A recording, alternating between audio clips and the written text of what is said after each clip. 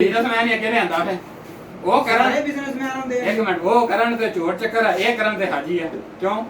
ਯਾਰ ਤੇ ਤੁਸੀਂ ਉੱਤੇ ਕੇਸ ਬਣਵਾ ਲਓ ਅੱਗੇ ਅਰਦਾਸ ਕਿੱਦਾਂ ਬਣਾਉਣਾ ਵਾ ਕਿਹਨੇ ਬਣਾਉਣਾ ਨੈਬ ਨੂੰ ਤਾਂ 3-4 ਨਾਮ ਹੁੰਦੇ ਆ ਬਸ ਇਸ ਤੋਂ ਇਲਾਵਾ ਤੀਸਰਾ ਪੰਜਵਾਂ ਨਾਂ ਨਹੀਂ ਕਿਹੜੇ ਕਿਹੜੇ ਨਾਂ ਆਉਂਦੇ ਜੀ ਹੈ ਜਿਹਨਾਂ ਦੇ ਵੀ ਬਣੇ ਆ ਭਾਈ ਜਦੋਂ ਨੈਬ ਨੂੰ 2 ਮਹੀਨੇ ਹੋਏ ਤੁਸੀਂ ਪਾਰਟੀ ਫੰਡਿੰਗ ਕੇਸ ਤੇ ਜਿਹੜਾ ਸਟੇ ਲਿਆ ਗਵਰਨਮੈਂਟ ਦੇ ਜ਼ਰੀਏ ਅਸਲ ਕੰਮ ਕਰਦੀ ਨਾ ਤੁਸੀਂ ਸਾਫ ਸੁਥਰੇ ਸੀ ਤੁਸੀਂ ਉਹਦਾ ਮੁਕਾਬਲਾ ਕਰਦੇ ਉਹਦਾ ਜਵਾਬ ਤੁਸੀਂ ਸਟੇ ਅਦਾਲਤੋਂ ਕੋ ਕਿਉਂ ਲਿਆ ਅੱਜ ਤੋਂ 2 ਸਾਲ ਪਹਿਲੇ ਨੂਨ ਲੀਗ ਦੀ ਹਕੂਮਤ ਸੀ ਫੜ ਲਈ ਸੀ ਸਾਰਿਆਂ ਨੇ ਤੇ 2 ਸਾਲ ਪਹਿਲਾਂ ਵੀ ਫੜਿਆ। ਚਲੋ ਤੁਸੀਂ ਤਾਂ ਹਜੇ ਉਹਨਾਂ ਦੇ 2 ਸਾਲ ਪਹਿਲਾਂ ਰਹਿੰਦੇ ਸੀ ਤੁਸੀਂ ਧਰਨੇ ਮਾਰ ਕੇ ਬੈਠੇ ਸੀ ਹੁਣ ਜਦੋਂ ਧਿਆਨ ਤੁਸੀਂ ਪਾਰਲੀਮੈਂਟ ਦੇ ਹਮਲਾ ਕਰੋ ਪੀਟੀਵੀ ਦੇ ਕਮਰਾ ਪਾਰਲੀਮੈਂਟ ਦੇ ਲਾਹਨਤ ਭੇਜੋ ਉਹ ਜਾਇਜ਼ ਆ ਉਸੇ ਪਾਰਲੀਮੈਂਟ ਵਿੱਚ ਬਹਿ ਕੇ ਤੁਸੀਂ ਜਿਹੜਾ ਹੁਣ ਤਸਵੀਰ ਕੱਢਦੇ ਮਿੰਟ ਨਾਲ ਗੱਲ ਸਹੀ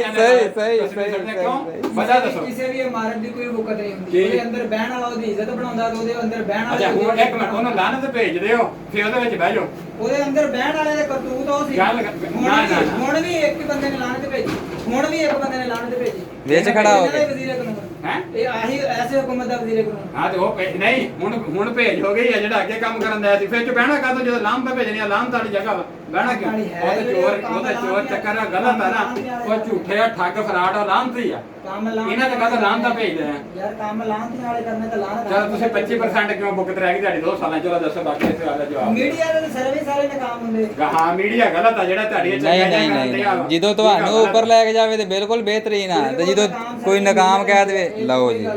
ਨਾ ਰਿਪੋਰਟਾਂ ਬਾਹਰ ਨੇ ਮੁਲਕ ਵਾਲੀਆਂ ਆਈਆਂ ਉਹ ਵੀ ਤੁਹਾਡੀਆਂ ਗਲਤ ਆ ਗਈਆਂ ਅਗਰ ਮੀਡੀਆ ਦੇ ਸਰਵੇਆਂ ਤੇ ਹੁੰਦੀ ਹਾਂ ਤੁਹਾਡਾ 170 ਤੇ ਚਲੇ ਗਿਆ ਉਹ ਵੀ ਮੀਡੀਆ ਨੇ ਕਹਿਤਾ ਆਟਾ 78 ਰੁਪਏ ਕਿਲੋ ਹੋ ਗਿਆ ਉਹ ਵੀ ਮੀਡੀਆ ਨੇ ਝੂਠੀ ਖਬਰ ਦਿੱਤੀ ਚੀਨੀ 110 ਰੁਪਏ ਹੋ ਗਈ ਉਹ ਵੀ ਗਲਤ ਹੋ ਗਈ ਕਿੱਥੇ 78 ਰੁਪਏ ਕਿੱਥੇ 110 ਤੁਹਾਡੇ ਵਜ਼ੀਰ ਹੀ ਜਵਾਬ ਸਵਾਲ ਦਿੰਦੇ ਤੇ ਦੇਣ ਤੂੰ ਨਹੀਂ ਖਾਂਦਾ 2300 ਰੁਪਏ ਦੀ ਕਣਕ ਹੋਈ ਕਿ ਨਹੀਂ ਚੱਲ 10000 ਤੂੰ ਆਟਾ ਚੀਨੀ ਛੱਡ ਦੇ ਚੀਨੀ ਖਾਂਦਾ ਤੂੰ 100 ਰੁਪਏ ਹੈਗੀ ਕਿ ਨਹੀਂ ਹੈ ਮੈਂ ਤੈਨੂੰ 92 ਰੁਪਏ ਲਾ ਦੇਣਾ ਕਿੰਨੀ ਪਤਾ ਨਹੀਂ ਕਿੱਥੇ 92 ਰੁਪਏ ਚਲੋ 92 ਵੀ ਤਾਂ ਬਹੁਤ ਮਹਿੰਗੀ ਜਿਹੜਾ 300 ਦਿਹਾੜੀ ਕਮਾਉਣ ਵਾਲਾ ਅੱਧਾ ਕਿਲੋ ਲੈਣੀ ਆ ਉਹ ਉੱਥੇ ਚੱਲ ਜਵੇ ਨਹੀਂ ਗਵਰਨਮੈਂਟ 70 ਕਹਿੰਦੀ ਆ 70 92 ਵਿੱਚ ਫਰਕ ਤਾਂ ਹੈ ਨਾ ਅਮਲ ਕਿਉਂ ਨਹੀਂ ਹੋਇਆ ਮੈਂ ਇੱਥੇ ਹੀ ਲਾ ਕੇ ਦਊਂਗਾ ਤੈਨੂੰ 92 ਤੁਹਾਡੇ ਵਜ਼ੀਰਾਂ ਦਾ ਨਾਂ 68 ਰੁਪਏ ਅਮਲ ਕਿਉਂ ਨਹੀਂ ਹੋਇਆ ਹੁਕੂਮਤ ਵੀ ਅਦਾਰੇ ਵੀ ਹਰ ਸ਼ੈ ਆ ਅੱਛਾ ਹੈਗੀ ਆ ਨਾ ਮੈਂ ਤੈਨੂੰ 92 ਰੁਪਏ ਲਾ ਯਾਰ ਭਾਜੀ ਤੁਸੀਂ ਕਹਿੰਦੇ 92 ਦੇ ਤੁਹਾਡਾ 68 ਰੁਪਏ ਐਲਾਨ ਕੀਤਾ ਹੋਇਆ ਵਾ ਹਾਂਜੀ ਤੁਹਾਡਾ ਮਹਿਦਾ ਹੋਇਆ ਤੁਸੀਂ ਇਸ ਗੱਲ ਦਾ ਤੁਸੀਂ 92 ਕਿਉਂ ਹੁੰਦਾ ਤੁਸੀਂ 68 ਦਿਓ 68 ਰੁਪਏ ਦੇ ਵੀ ਅਮਲ ਦਰਾਮਦ ਕਰਨਾ ਜੁਰਮਾਨਾ ਕੱਲ ਜੁਰਮਾਨੇ ਕਰਨੇ ਜਦੋਂ ਗਰੀਬ ਲੁੱਟਿਆ ਗਿਆ ਇਹ ਕਿਉਂ ਲੁੱਟਿਆ ਗਿਆ ਚੀਨੀ ਖੁਦ ਨੱਪੀ ਉਹਨੂੰ ਬਾਹਰ ਕੱਢਦਾ ਤੂੰ ਨੱਪ ਲਾ ਮੁੜ ਕੇ ਵੇਚ ਲੈ ਉਹਦੀ ਚੀਨੀ ਹੈ ਕਿੰਨੇ ਪਰਸੈਂਟ ਕਿੰਨੇ ਸਭ ਤੋਂ ਜ਼ਿਆਦਾ ਹੀ ਨਿਕਲਿਆ 5% ਪੈਟਰੋਲ ਦੇ ਵਿੱਚ ਸ਼ੇਅਰ ਕਿਹਦਾ ਨਿਕਲਿਆ ਪੈਟਰੋਲ ਵਾਲੀ ਪੀਐਸ ਦਾ ਸ਼ੇਅਰ ਕਿਹਦਾ ਨਿਕਲਿਆ ਇਹਦਾ ਨਿਕਲਿਆ ਚੱਲ ਤੂੰ ਦੱਸਣਾ ਮੈਂ ਤੈਨੂੰ ਸਵਾਲ ਕਰਨ ਦਿਆਂ ਤੂੰ ਇਲਜ਼ਾਮ ਤੂੰ ਲਾਉਣਾ ਤੂੰ ਦੱਸਣਾ ਮੈਂ ਤੈਨੂੰ ਪਤਾ ਤੂੰ ਸੱਚਾ ਦੱਸ ਮੈਂ ਤਾਂ ਦੱਸਣਾ ਵੀ ਸ਼ੇਖ ਨਿਕਲਿਆ ਪੀਐਸ ਦੇ ਵਿੱਚ ਨਹੀਂ ਪੀਐਸ ਦੀ ਵਜ੍ਹਾ ਤੋਂ ਸਾਰਾ ਕੰਮ ਹੋਇਆ ਵਜ਼ੀਰੇ ਆਲਮ ਪੈਟਰੋਲੀਅਮ ਤੋਂ ਉਹ ਆ ਨਾ ਉਹ ਇੱਕ ਮਿੰਟ ਦਾ ਸ਼ੇਅਰ ਪੈਟਰੋਲੀਅਮ ਚ ਹੈਗਾ ਨਾ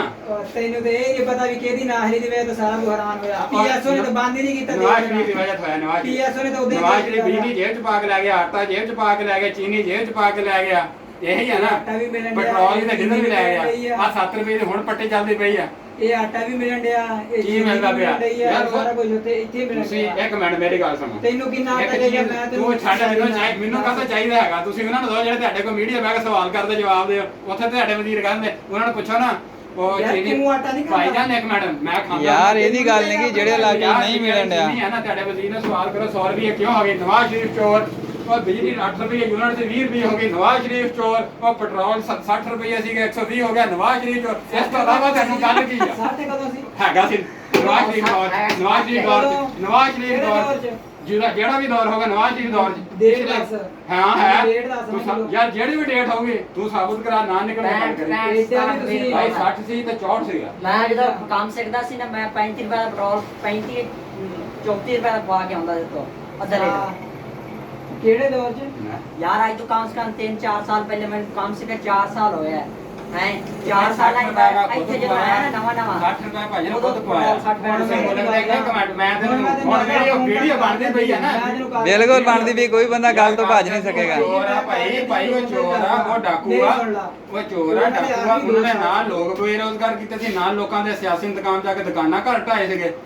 ਜਿਨ੍ਹਾਂ ਨੇ ਇਹਨਾਂ ਨੂੰ ਵੋਟ ਨਹੀਂ ਦਿੱਤੇ ਦੁਕਾਨਾਂ ਘੱਟ ਆ ਉਹ ਲੋਕ ਕੌਣ ਸੀ ਜਿਹੜੇ ਘਰ ਉਮੀਦਵਾਰ ਨੂੰ ਸੱਦ ਕੇ ਗਾਲਾਂ ਕੱਢਣ ਡਿਆ ਸੀ? ਉਹ ਬੇਰੋਜ਼ਗਾਰੀ ਦੀ ਵਜ੍ਹਾ ਤੋਂ ਕੱਢਣ ਡਿਆ ਸੀ ਕਿ ਰੋਜ਼ਗਾਰ ਦੀ ਵਜ੍ਹਾ ਤੋਂ ਕੱਢਣ ਡਿਆ ਸੀ? ਕਿਹਨੂੰ ਗਾਲਾਂ ਕੱਢੀਆਂ ਉਹ ਸੀ? ਜਿਹੜੇ ਗੱਡੀਆਂ ਸੀ ਨਹੀਂ ਉਹ ਤਾਂ ਇੱਦਾਂ ਹੀ ਆ, ਸਾਹਮਣੇ ਆਪਣੇ ਇhtਜਾਜ, ਉਹ ਤਾਂ ਇhtਜਾਜ ਰਿਕਾਰਡ ਕਰ ਰਹੇ ਬਾਜ਼ਾਬਤਾ ਇhtਜਾਜ ਸੀ। ਰੋਜ਼ਗਾਰ ਦੇਤਾ ਸੀ ਉਸ ਕਿਹਨੂੰ ਰੋਜ਼ਗਾਰ ਉਹ ਦੇ ਕਿੰਨਿਆਂ ਨੂੰ ਰੋਜ਼ਗਾਰ ਦਿੱਤਾ ਸੀ? ਕੌਣ? ਉਹਦੇ ਤਾਂ ਹੱਥ ਵਾਸੀ ਉਹਨੇ ਤਾਂ ਨਹੀਂ ਦਿੱਤਾ। ਕਿਹਦੇ ਹੱਥ ਵਾਸੀ? ਉਹਨੇ ਰੋਕਿਆ ਨਾ, ਗਵਰਨਮੈਂਟ ਲੀਵਰ ਕਰ ਰਹੀ ਸੀ, ਬੰਦਾ ਇੱਕ ਨਹੀਂ ਕਰ ਰਿਹਾ ਸੀ। ਗਵਰਨਮੈਂਟ ਜਿਹਦੇ ਵੀ ਸੀਗੇ ਏਡੀ ਕਮਜ਼ੋਰ ਹਕੂਮਤ ਸੀ ਵਾਹ ਜੀ ਵਾਹ।